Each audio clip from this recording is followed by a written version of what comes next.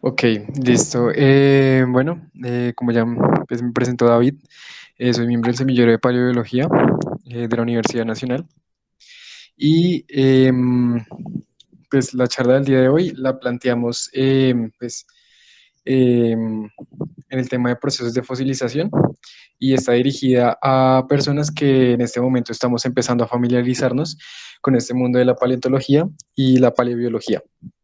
Entonces, pues antes de iniciar me gustaría decir que pues va a ser muy general, va a abordar los temas de manera muy general y pues hago la claridad de que no soy biólogo, entonces cualquier errorcito, cualquier desliz que tenga, si hay algún biólogo en el grupo, pues me gustaría que me corrigieran si de pronto hay alguna imprecisión en lo que vaya a decir. Bueno, entonces, no siendo más, empezamos. ¿Qué es la fosilización? Básicamente la fosilización consiste en el paso de em, organismos, ¿sí? De la biosfera a la litosfera. Sí, la litosfera, pues entendida como el conjunto de materiales que conforman em, la corteza, la parte superior pues, de la corteza, a través de procesos físicos, químicos y biológicos. Comprende en general varias etapas. Para que ocurra un proceso de fosilización, tenemos que tener pues un organismo en vida, ¿cierto? Un organismo pues que exista y que esté vivo y que pueda morir, ¿sí? Que pueda enterrarse y pues que pueda pasar a la litosfera, a la corteza, ¿sí? A las rocas como tal, eh, pues convertido en roca, en material mineralizado duro. Y pues finalmente, pues aunque no es necesario para que ocurra fosilización, pues sí, como tal está pues el descubrimiento, ¿cierto? Si no se descubre, pues no sabemos que está allí y pues no puede ser considerado un fósil. Eh, Antes de entrar como tal a los procesos de fosilización, tenemos que entender un poco sobre la tafonomía, ¿cierto? Que viene de las raíces griegas tafos y nomos, que significan leyes de enterramiento, que lo que nos va a estudiar esta rama de la paleontología es, son los procesos que le ocurren a un organismo, ¿cierto? Sea planta, sea animal, principalmente desde que muere, ¿sí? Hasta que se convierte como tal en un fósil. Entonces aquí tenemos, por ejemplo, un oso panda, está vivo en su bosque de bambú, eh, pues cae por un precipicio y en una cavidad pues se empieza a descomponer por acción bacteriana, ¿cierto? Por oxidación. Eh, Aquí en la imagen 5, su esqueleto es desmembrado, ¿cierto? Se desarticula por acción del agua, de la energía del agua. Y finalmente lo que se va a encontrar, esto y que va a fosilizar de esa manera, si no ocurre algo adicional, pues va a ser un esqueleto totalmente desarticulado. Adicionalmente, para entender los procesos de fosilización, para entender cuál es la historia de fosilización de una muestra fósil, tenemos que tener en cuenta que los seres vivos, cuando me refiero a seres vivos estoy haciendo referencia principalmente a animales y plantas, están compuestos por tejidos blandos y tejidos duros, que se van a diferenciar en el potencial de preservación. O sea, este potencial de preservación se refiere a qué tan factible es que los tejidos se vayan a preservar como roca, ¿cierto? Entonces vamos a tener que ahí va a haber diferencias significativas entre la preservación entre tejidos blandos y tejidos duros. Por ejemplo, en animales tenemos tejidos duros, por ejemplo, en los dientes, ¿sí? Como los colmillos de un elefante, en los picos de las aves, por ejemplo, también son tejidos duros, los dientes en general de los reptiles, los mamíferos, Eh, También en invertebrados tenemos como tejidos duros las conchas, por ejemplo, conchas de nautiloideos o monoideos, y relativamente duros exoesqueletos de crustáceos.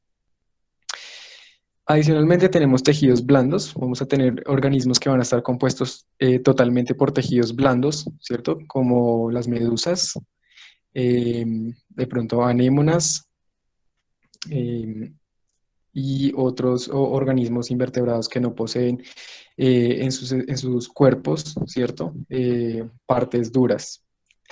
En cuanto, uy, disculpen, en cuanto a plantas, vamos a tener que generalmente estas poseen, eh, están compuestas principalmente por tejidos blandos, ¿sí? Eh, Sin embargo, van a haber algunas partes de las plantas y específicamente en algunos grupos de plantas, como las coníferas, que van a tener partes muy duras y que van a tener alto potencial de preservación, como por ejemplo aquí en la letra T tenemos el cono pues de una conífera, que es una parte muy dura y que pues se puede preservar mejor que otras partes de las plantas como eh, las flores, digamos.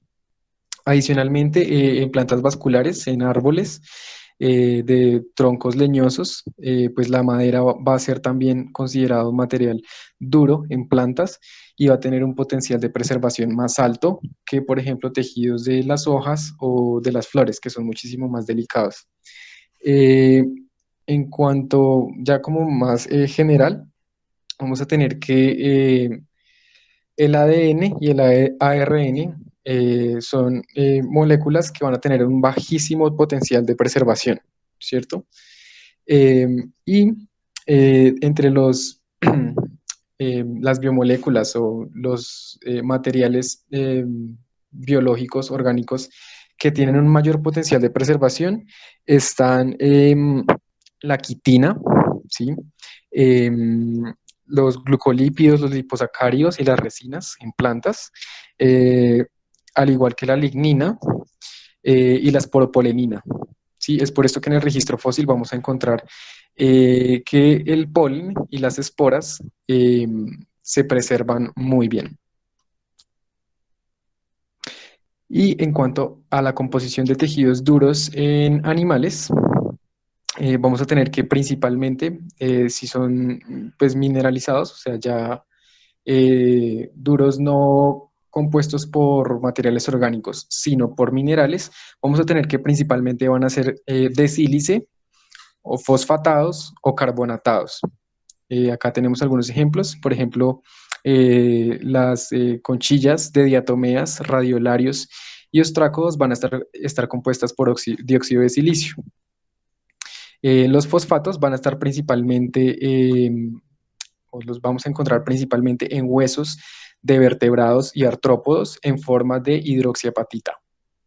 Y los carbonatos los vamos a encontrar principalmente en corales, en las secreciones de los corales, en moluscos como los gastrópodos, los bivalvos, braquiópodos, también en equinodermos, en cefalópodos como los amonoideos y los nautiloideos y en foraminíferos. Ahora sí, vamos a entrar a los procesos de fosilización, ¿sí? Como tal, esos procesos físicos, químicos y biológicos que van a permitir que se preserven los tejidos blandos y duros, tanto en plantas como en animales. Estos procesos que están acá descritos afectan a tejidos no mineralizados, es decir, los que están compuestos principalmente por material orgánico, ¿sí? Por sustancias orgánicas. Por ejemplo, acá tenemos el proceso de carbonización, ¿sí? Acá tenemos representada la hoja de un helecho y lo que ocurre en este proceso es que si tenemos un resto de una planta, compuesto principalmente pues por eh, carbonos, ¿sí? Por celulosa, al enterrarse, ¿cierto? Al someterse a presión y una temperatura un poco elevada, ¿cierto? Digamos que esos compuestos orgánicos van a empezar a degradarse, ¿cierto? Y los volátiles van a empezar a ser liberados, de manera que lo único que va a quedar o que va a ir quedando como reposado, como acumulado, es el carbono. Y esto nos va a generar estas marcas, estas impresiones totalmente compuestas de carbono eh, en las rocas. ¿Sí? Así se preservan mucho las plantas. Adicionalmente tenemos que el proceso de biodegradación, eh, por el cual los restos muertos, o bueno, en este caso pues los frutos o restos ya de un organismo fallecido, van a empezar a ser degradados por acción de bacterias y hongos, o de pronto carroñeros, si se presenta el caso. Y tenemos otro proceso que se llama la mineralización temprana, que consiste básicamente en que se replican tejidos o sus contornos por un crecimiento acelerado de minerales. ¿Esto qué quiere decir? Que en etapas muy, muy, muy tempranas del enterramiento de los restos, precipitan minerales a partir del agua o de otra fuente, ¿cierto? Muy, muy rápido sobre eh, los restos o en los espacios entre los restos o dentro de los restos, ¿sí? Pero muy, muy rápido. De manera que los restos actúan como una especie de molde, como de recipiente en que se precipiten esos minerales, ¿cierto? Antes de que se degrade, ¿sí? Por ejemplo, aquí tenemos la foto de bueno, un detalle de un équido, de un caballo, eh, que tiene preservados sus tejidos blandos, bueno, también sus tejidos duros, pero es llamativo que tiene preservado parte del intestino. Esto, como les dije, el intestino en este sentido actuó como un molde, ¿cierto? Supongamos que el intestino se llena de agua con alto contenido de minerales disueltos, estos precipitan y antes de la descomposición de ese intestino, pues los minerales adoptan su forma y por eso es que se puede preservar. Ahora vamos a entrar a los procesos de fosilización como tal que ya afectan a tejidos mineralizados, ¿sí? Por ejemplo, tenemos el encostramiento. em, disculpen. Ok, tenemos el encostramiento que consiste en un cubrimiento mineral de los restos, que es previo al enterramiento. Esto lo podemos interpretar como una formación de costras o cáscaras, ¿sí? El material involucrado en este proceso de fosilización es mineral, es decir, vamos a tener crecimiento de minerales que van a ser calcáreos, carbonatos de calcio y magnesio principalmente, fosfatos, ¿sí? Principalmente apatitos, hidroxiapatitos, ferruginoso, eh, ahí tenemos de pronto pirita, ¿cierto? Que es un sulfuro de hierro, o siderita, que es un carbonato de hierro, o arcillosos, crecimiento de arcillas. Entonces, en la imagen que tenemos acá, lo que observamos es un encostramiento de un tallo de una planta, ¿cierto?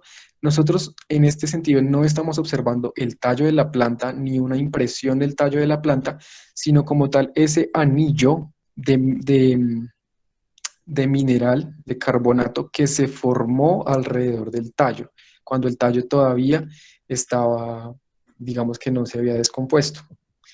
Posteriormente, pues después sí se descompuso el tallo y pues nos dejó esa cavidad, ¿sí? Pero lo que estamos viendo como tal es el recubrimiento mineral que creció sobre ese tallo. No estamos viendo el tallo como tal, no es que el tallo fuera hueco, ¿cierto? Entonces ya aquí estaban, en esa cavidad se encontraba el tallo, creció carbonato sobre él y luego se descompuso el tallo, pues nos quedó esta cavidad y esto es lo que observamos nosotros hoy en día. Ahora tenemos las impresiones que involucran material sedimentario, es decir, en este caso ya no estamos hablando de crecimientos minerales, sino de material sedimentario, es decir, arenas, arcillas, limos, pues, que están depositados en algún ambiente, ¿cierto?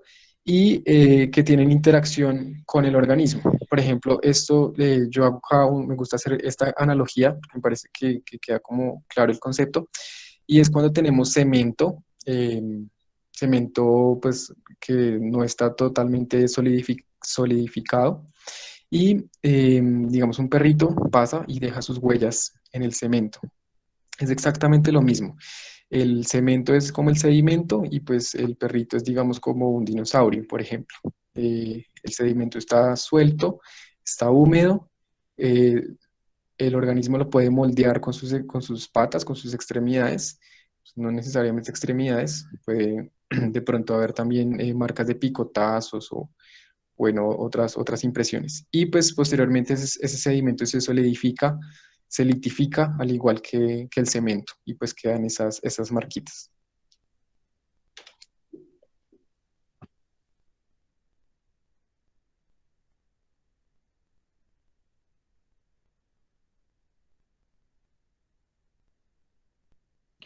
Ok, siguiendo el tema de la sedimentación, ¿sí? De rellenos y de fosilización con material sedimentario, tenemos que hablar de los moldes, que digamos que son muy comunes en paleontología encontrar moldes de organismos invertebrados. Hay distintos tipos, que son moldes internos, externos, compuestos y casts.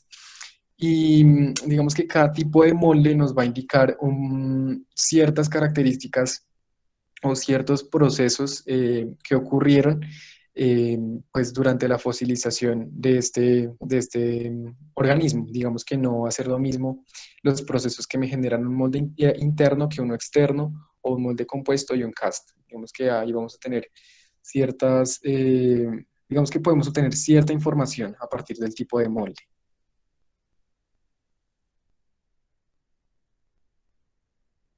¿Nos está escuchando? Qué pena. Acá se oye. Ok, en ese caso voy a continuar. Entonces, en este esquemita lo que estamos viendo es eh, una secuencia, ¿cierto? De un organismo en vida hasta su fosilización como moldes, ¿cierto? Como impresiones de un amonoideo. Entonces, lo que tenemos aquí en esta partecita izquierda es un amonoideo en vida, ¿sí? Que muere, ¿cierto? Acá a la izquierda abajo, muere y cae sobre los sedimentos en el fondo marino y pues sus partes blandas, si no ocurre mineralización temprana, se descomponen rápidamente. Luego, por pues la dinámica del océano, sigue depositándose material sedimentario, ¿cierto? Que cubre la concha del amonoideo y adicionalmente la rellena. Sí, acá estamos viendo que el sedimento ingresa a la concha del amonoideo. ¿Sí? Eh, Luego, esta concha es disuelta, ¿cierto? Aquí dice que la acidez desintegra la concha, dejando al descubierto el molde interno de la cámara. Es decir, que esos sedimentos que estaban rellenando la cámara del amonoideo adoptaron la forma, ¿cierto? La concha actuó como un molde y pues cuando se disolvió, pues quedó en el sedimento esa impresión de las estructuras internas del organismo, ¿sí? Y se formó un molde interno, como estamos viendo acá donde está marcado como en amarillito. Y aquí nos está diciendo que se preservan las suturas entre las cámaras, que son una característica interna de los amonoideos. Ahorita vamos a ver unas imágenes que ejemplifican muy bien esto.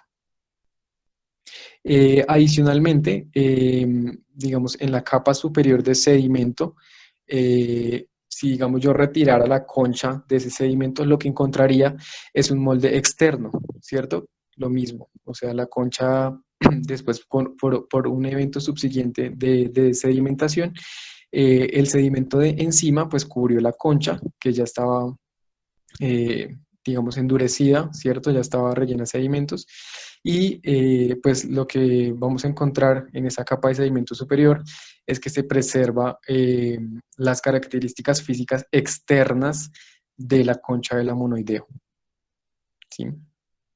Vamos a ver más detalladamente algunos ejemplos de esto.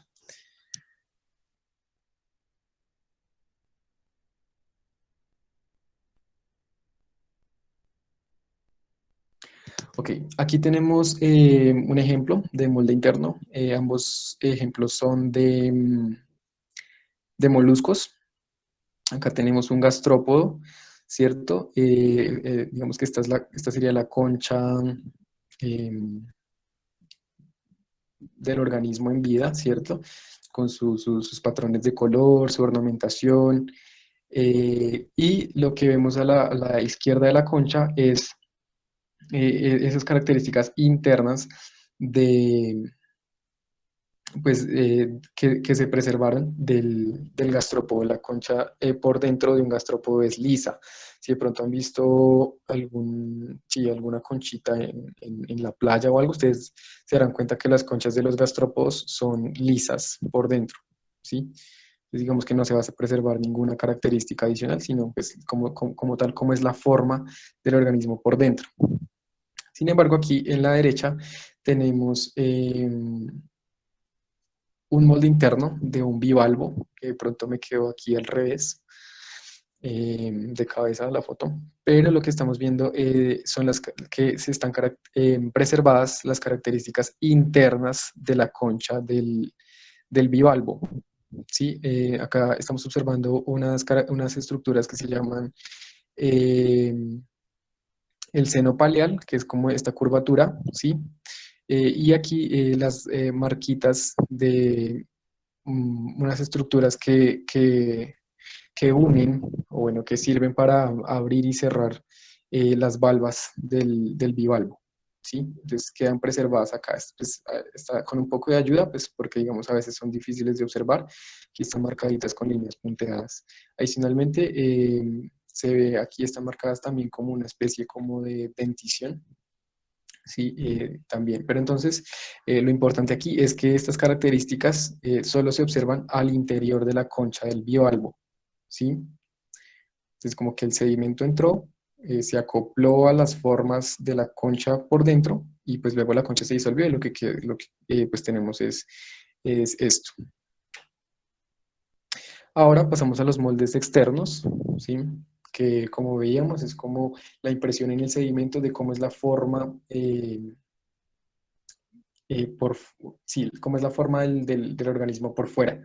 Sí, acá, esto que dice en rojo, acá en negativo, es que es como el inverso, ¿sí? Como no tenemos el organismo de manera tridimensional, sino su impronta 3D, ¿sí? En negativo. Entonces, digamos, si yo a esa impronta 3D le echara, no sé, plastilina, yeso, no sé, cemento, y luego desprendiera el molde, pues me va a quedar más o menos como sería la forma del organismo. Eso es lo que quiere decir el molde externo negativo. Aquí tenemos en la izquierda la imagen de un trilobite, ¿sí? En la parte de más abajo, pues tenemos como tal un cast, que ya lo voy a explicar, pero donde está el círculo rojo tenemos es un molde externo, que es un molde negativo de las características físicas externas de ese trilobite. Acá tenemos el molde externo de un helecho, ¿sí? Y acá el molde externo de una monoidea, que básicamente siguen los mismos principios. Tenemos también los moldes compuestos, que son moldes que van a expresar tanto las características físicas externas de los organismos como las características internas. Digamos que estos moldes compuestos son muy, muy comunes en amonoideos, o sea, son más comunes en amonoideos que en otro tipo de organismos, ¿sí? Y generalmente el ejemplo que uno le ponen siempre es el ejemplo de las suturas, ¿cierto? Estas líneas que ustedes ven acá que parecen como que les digo, no sé, como ramitas, como hojitas, sí, que se ve como achuradito, como crespitos, pues, como una lechuga, ¿sí? Esas son las divisiones internas entre cámaras, ¿cierto? O sea, esta es una característica interna, pero al mismo tiempo en estos fósiles estamos observando la costulación externa del amonoideo. O sea, estamos viendo tanto cómo era por dentro, ¿cierto? Cómo estaban esas cámaras divididas por dentro, como la ornamentación externa. ¿Y esto por qué ocurre? Porque, digamos, durante el proceso de fosilización, de la acumulación del sedimento al interior de la concha, pues se preservan, sí, digamos que el sedimento adopta la forma interna de del amonoideo, ¿sí? Y la concha se disuelve posteriormente, ¿sí? O sea, también, o sea, el sedimento adopta tanto la forma externa como la forma interna, ¿sí? Porque la concha se disuelve, ¿sí? Se disuelve. Entonces, digamos, como por compresión de esa concha, el sedimento preserva ambas características.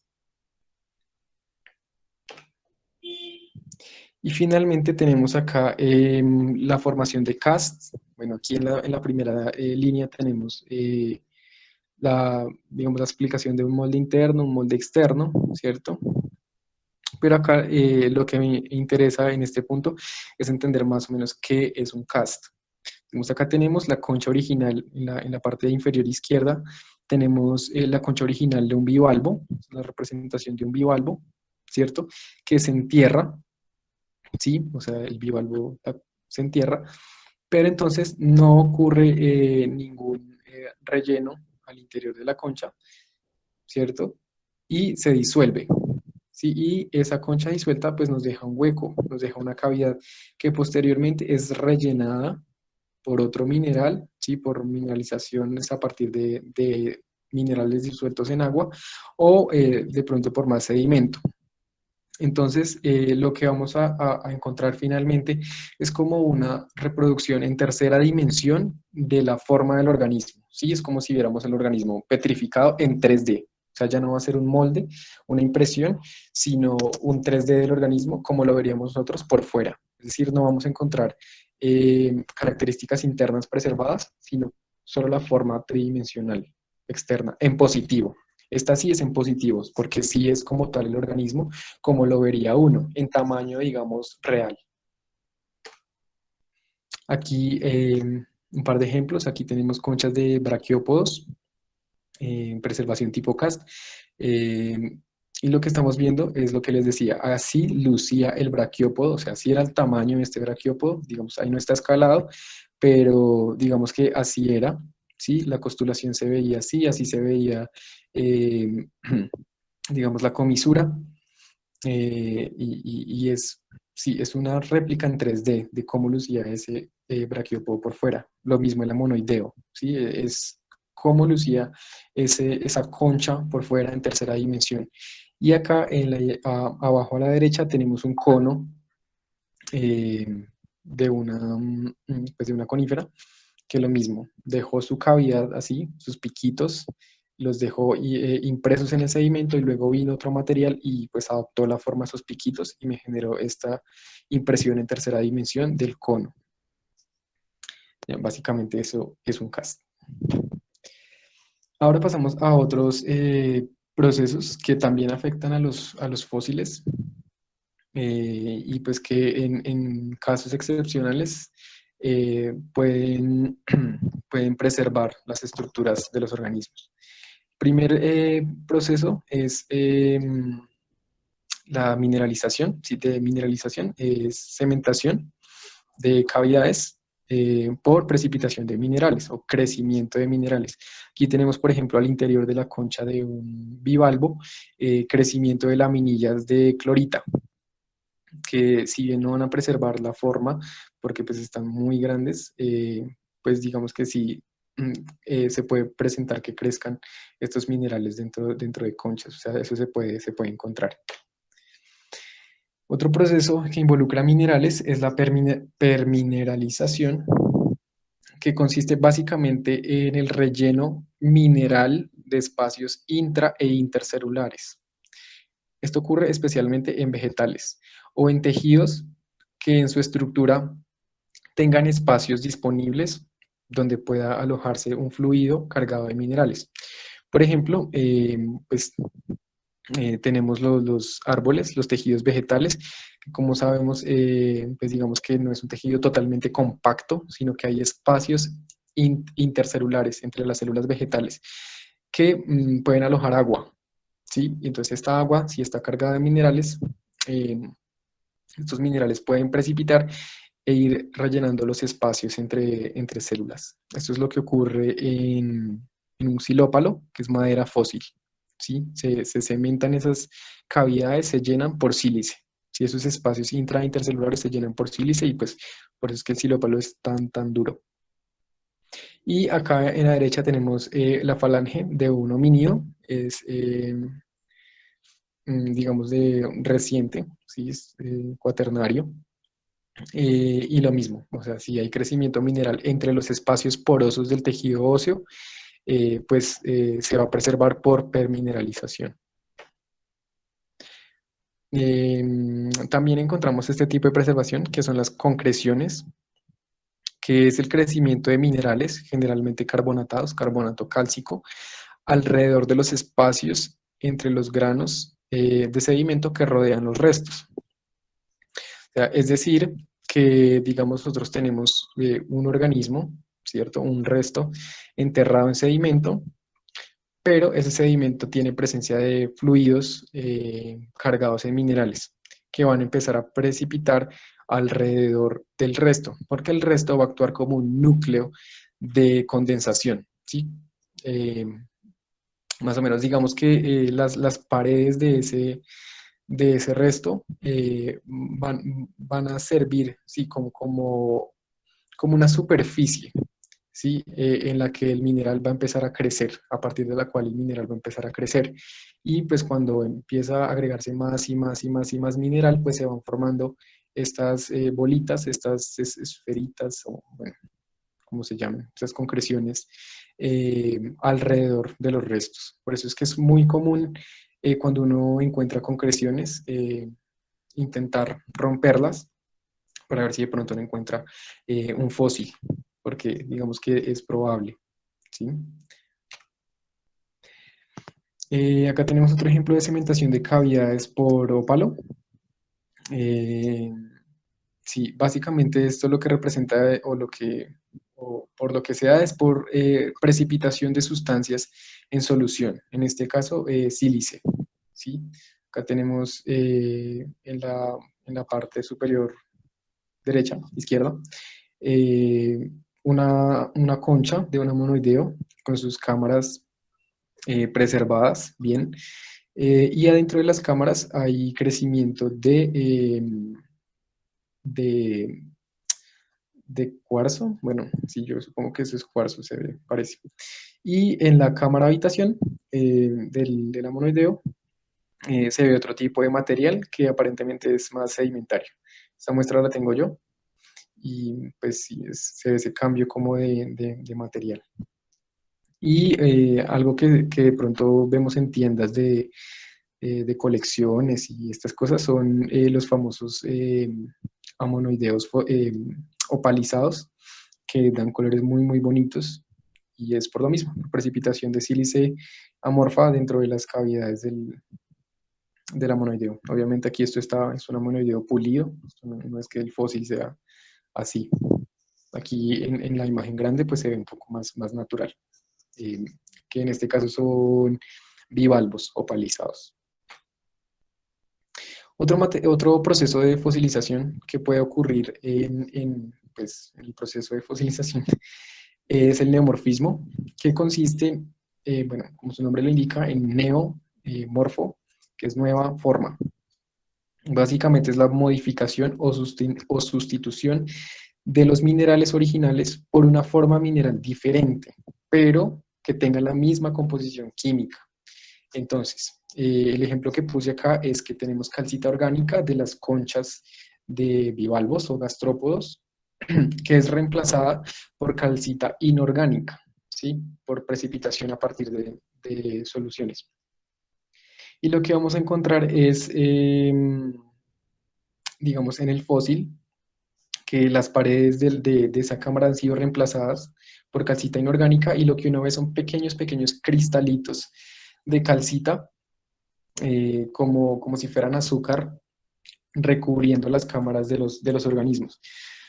Uno se da cuenta que es, pues que está así porque precisamente por esa, como ese aspecto azucarado, como de los cristales. ¿Sí? Uno se da cuenta que es un neomorfismo, que así, que como tal ese no es el material original de la concha.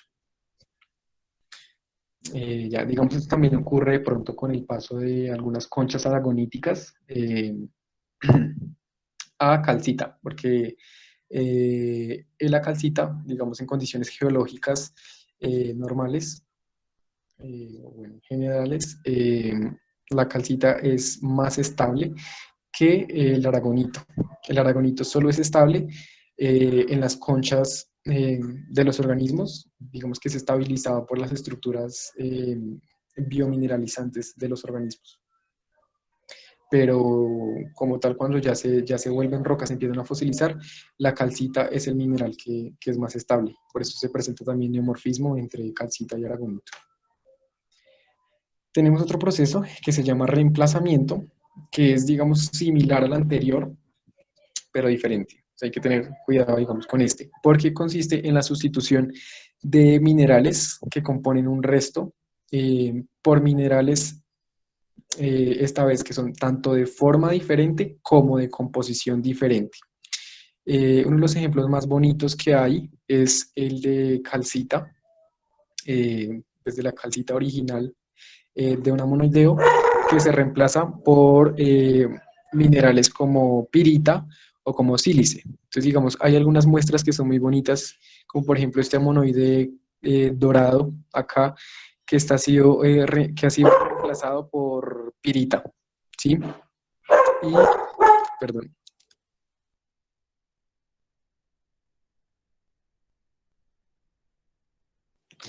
Ok, en esa muestra es bonito porque se preserva lo mismo, se preserva la sutura y se preserva también la costulación. O sea que la pirita en esta muestra no destruyó digamos, la forma, que es algo que comúnmente ocurre, que la pirita empieza a cristalizar en sus formas cúbicas, pues reemplazando la calcita y destruye pues la forma, como que se borra la forma.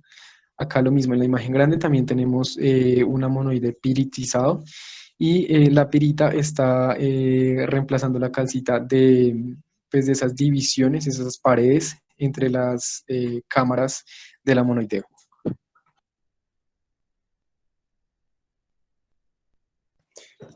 Y ya vamos a pasar a otros procesos que ya ocurren cuando, digamos, el fósil ya está formado, ¿sí? Cuando ya ha sido transformado en roca. Pero pues que sigue viéndose afectado por procesos geológicos. Entonces, el primero es la disolución, que consiste básicamente, digamos, en que si tenemos ya un resto formado, digamos, por decir, carbonatado o de sílice, es destruido parcial o totalmente por acción del agua.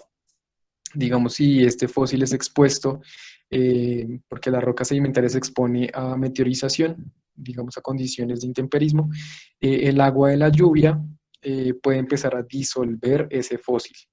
Entonces, uno en la muestra puede encontrar evidencias de disolución.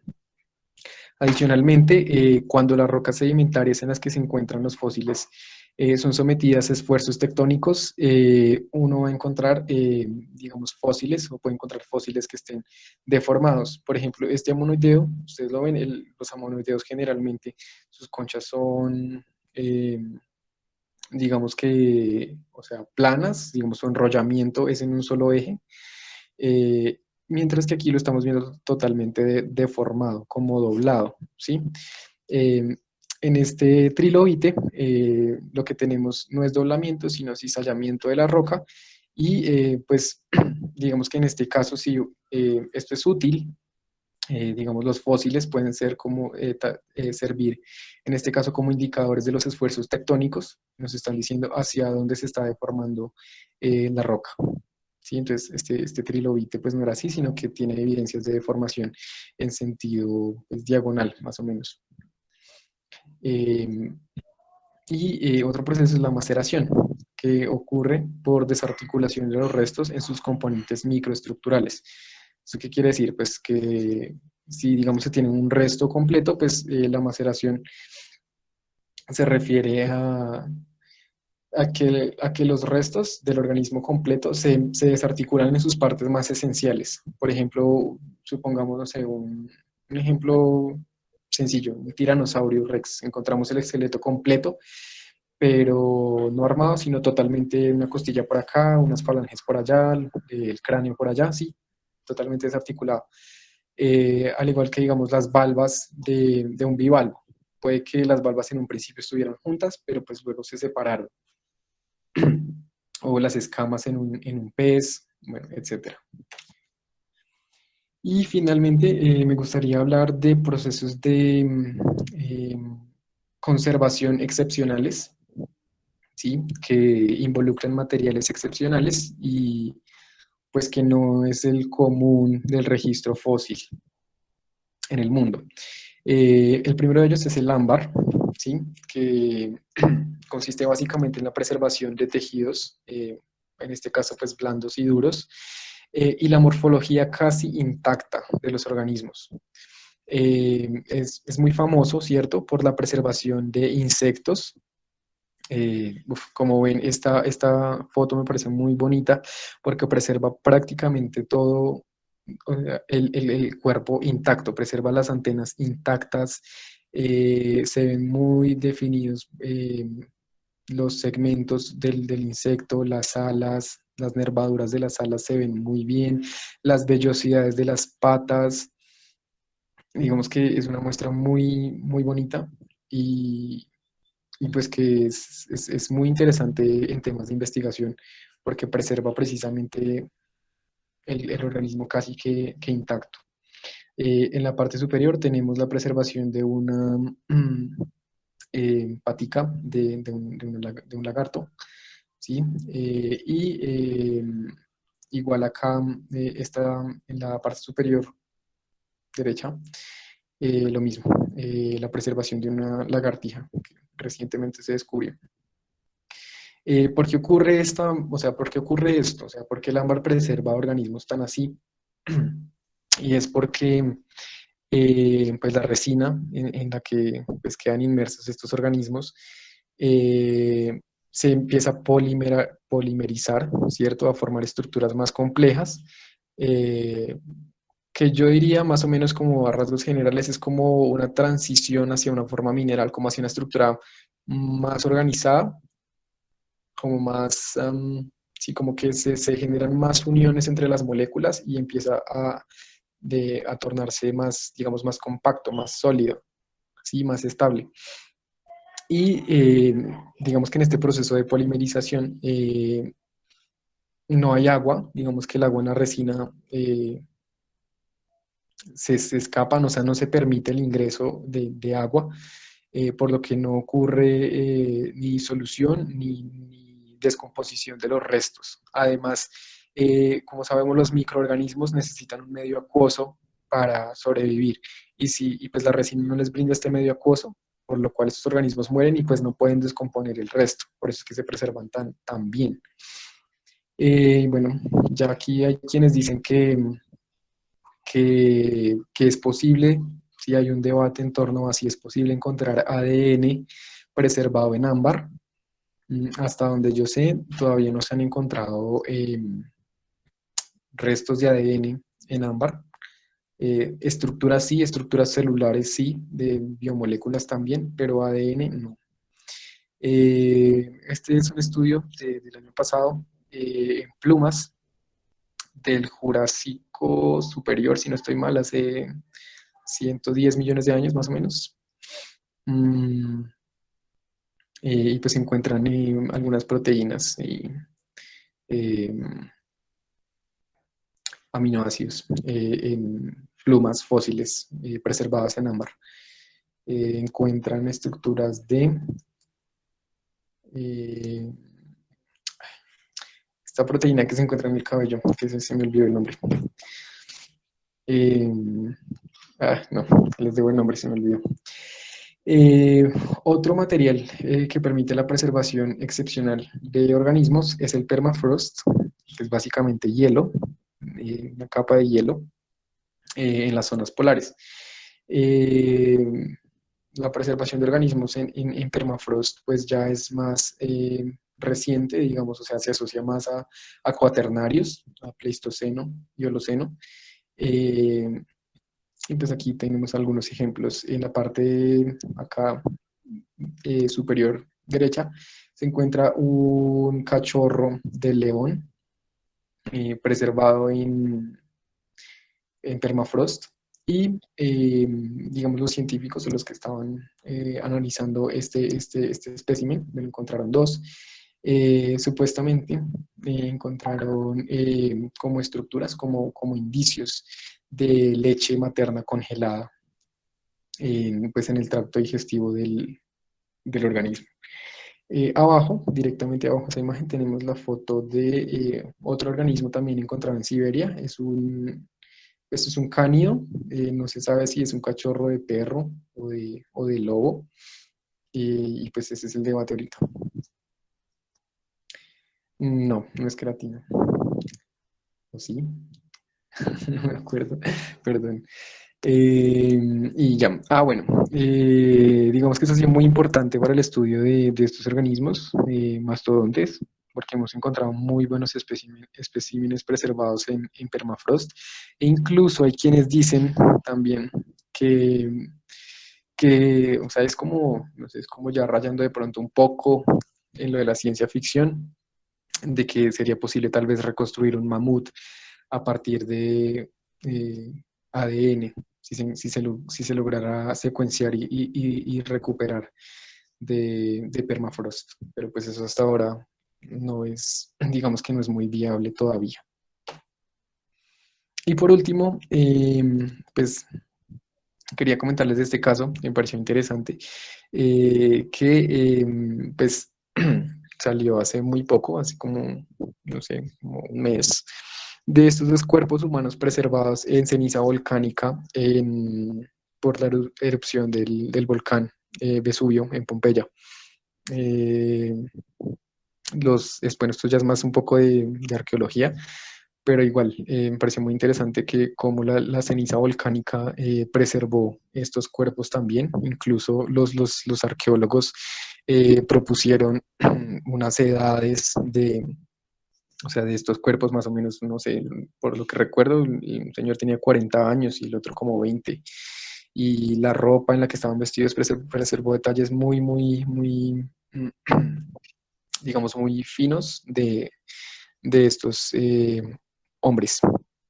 Y ya, digamos que esto también ocurre, si digamos uno tiene una preconcepción de que los fósiles solo se encuentran en rocas sedimentarias, pero también se pueden encontrar en depósitos volcánicos, especialmente finogranulados en cenizas volcánicas. Así, más o menos, haciendo una analogía con este caso. Y creo que eso es todo. Creo que sí es queratina la proteína, queratina.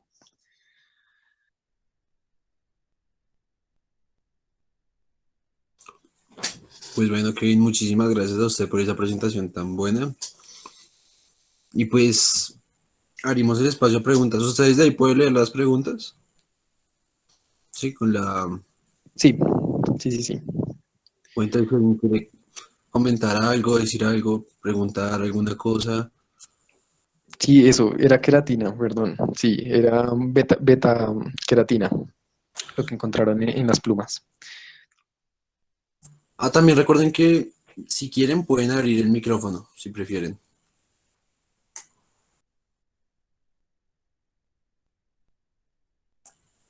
Ahí ya nos llegó una pregunta, Kevin. Va.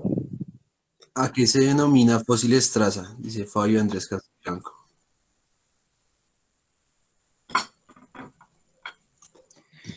Eh, bueno, eh, eso se refiere a ignofósiles, ¿sí? Que literalmente significa eso, fósil trazo. Son, digamos, todas esas estructuras preservadas en sedimento, pues que son evidencia de la actividad de un organismo en vida, ¿sí? Pero que no, digamos, esta imagen que yo les mostraba acá, la de la huellita del perrito y del dinosaurio, realmente no son fósiles, son ignofósiles, porque no me están representando, bueno, son como una especie de, de híbrido. ¿Por qué? Porque me están mostrando la morfología, en algunos casos, si me mostrara la morfología bien de como tal de los huesos o de los tejidos blandos del organismo, o sea, digamos del dinosaurio, podría hablar de un fósil. Si solo veo yo como tal la huella, ¿sí? Sin más, sin preservación de como tal de la forma de los tejidos ni nada, sino solo la huella, hablo de un ignofósil. Esto me está mostrando que el organismo pues caminaba, es un ignofósil de desplazamiento. Pero digamos, hay otros fósiles traza o ignofósiles, por ejemplo, de vivienda, de habitación, como de pronto de bivalvos, algunos bivalvos que se entierran en el sedimento y generan unas tuberías, eh, pues que luego son rellenadas por sedimento y uno no encuentra el bivalvo por alguna razón, pero encuentra las tuberías, pues donde ellos se enterraban, o puede que encuentre el bivalvo y la tubería. O, por ejemplo, pensemos de pronto en un ejemplo actual, no sé, digamos un hormiguero, ¿sí? Si sedimento rellenara un hormiguero y se solidificara, yo encontraría como tal en el sedimento esa traza de la colonia, ¿sí? Las cavidades, las galerías, las cámaras preservadas como una traza. Realmente no estoy viendo las hormigas, sino que veo el registro de la actividad de las hormigas. Sí, es eso.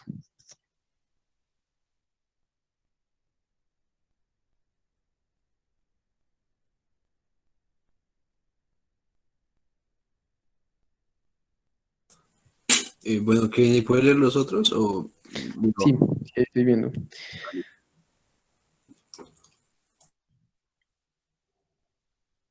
Em, 20 años, no, no, ahí no es un fósil porque, digamos, 20 años es tiempo Holoceno, digamos, inicialmente es presente. Eh, y un fósil, digamos, de acuerdo a la definición oficial, debe ser más antiguo de 10.000 años, al menos. Entonces, no, no es considerado un fósil.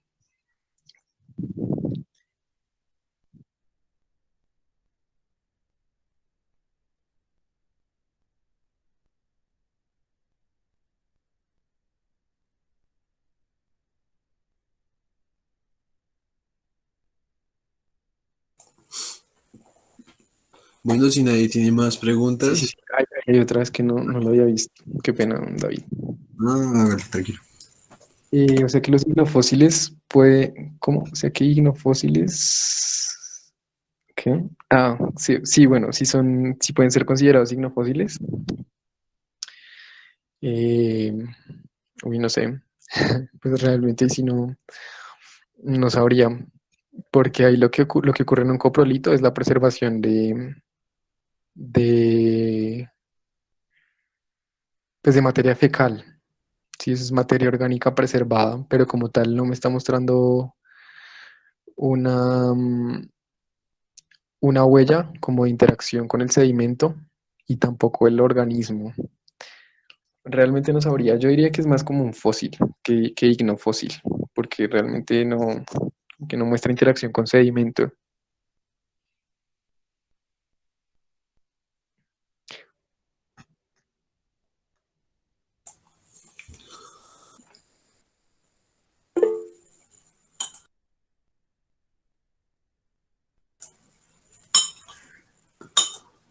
Bueno, si alguien más quiere comentar algo, ahí Eric pregunta.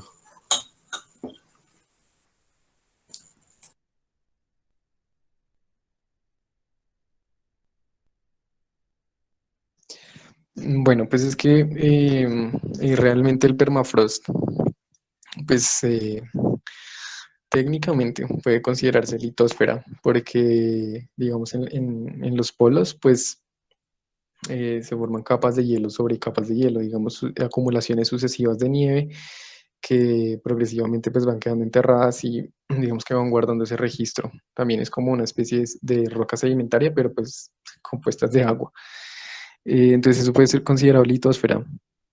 Eh, y pues la diferencia es la edad, básicamente, y pues el que lo estudie, ¿no? Finalmente, si el que lo estudia es un arqueólogo porque necesita hacer investigación en arqueología, pues no lo llamará fósil, ¿sí?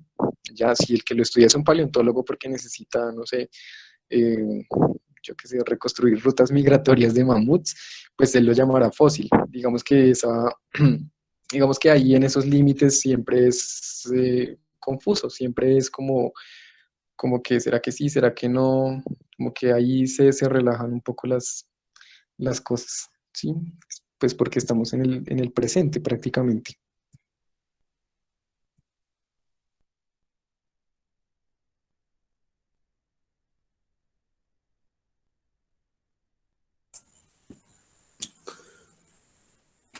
Bueno, si nadie más tiene ninguna pregunta o comentario, recuerden que pueden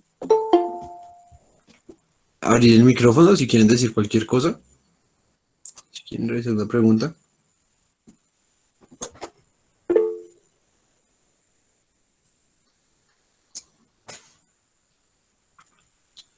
Y pues yo quería añadir una cosita a lo que estaba diciendo Kevin sobre cuándo se considera fósil o cuándo no, pues hay como una línea muy difícil de definir porque después de todo estamos definiendo procesos naturales y siempre como seres humanos es difícil colocar una línea ya que las cosas se mezclan bastante.